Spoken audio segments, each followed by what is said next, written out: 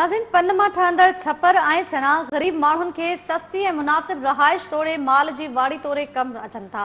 काछे में उन्हनि घरनि जो रिवाज वधीक आहे। इन हवाले सां पेश आहे वाही पांदी मां आसिफ जमाली जी रिपोर्ट।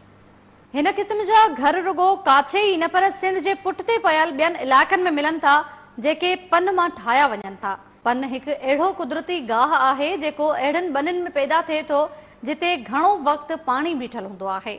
पन जेको आहे नए नरी जे सभिनी कुंभनि जे कपनि ऐं उन जे पैसनि ते जेको आहे सो थींदो आहे। ही हिकिड़ो कुदरती गाह आहे जेको वॾो थी इन खे माण्हू कटे पंहिंजे गुज़र सफ़र लाइ इस्तेमालु कंदा आहिनि। हितां जा जेके ओसे पासे जा माण्हू आहिनि, ग़रीब माण्हू जेके वॾा या पक्का महांगा घर नथा ठाहे सघनि, नथा ॾे सघनि, उन खे सुकाए उन पन खे उन मां पंहिंजा घर छपर अॾींदा आहिनि। उहो पंहिंजे लाइ उन सां गॾोगॾु पंहिंजे माल मता जे लाइ बि जेके छपर ठाहींदो आहे, अॾींदो आहे।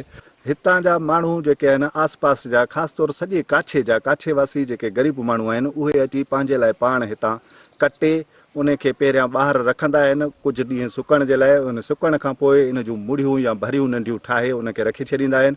उन खां बाद में कंहिं पंहिंजे सवारी यानी उठ वग़ैरह ते हितां अची उन खे खणी वेंदा आहिनि।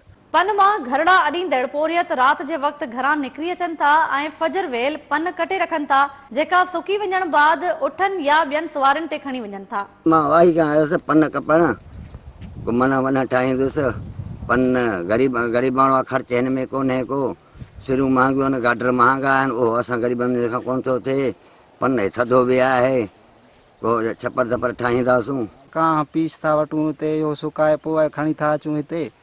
10-12 ॼणा ठाहींदा आहियूं, पोइ वरी हिनखे लाहींदा आहियूं।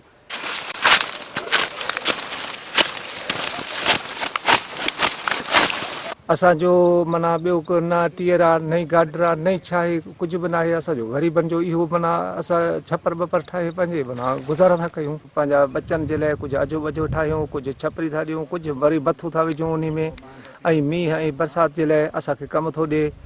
ऐं वरी इहो कटियूं था कंहिं अञा काछे वारनि खे ज़रूरत हूंदो आहे। असां पैसनि ते खपाईंदा आहियूं, पंहिंजो रोज़गारु कंदा आहियूं। ग़रीब आहियूं, ग़रीबनि जो इहो रोज़गारी आहे। सी जे लाइ असां पंहिंजो माना गुज़ारा था कयूं। ढगो ढोर जे लाइ, माल जे लाइ, मताह जे लाइ, आम साल इन जे लाइ त इहा ई असांजो धंधो आहे। हीअ जेका आहे न, हीअ सिटो आहे, हीअ ॾिसे इहो अथसि ॿिज हिन जो।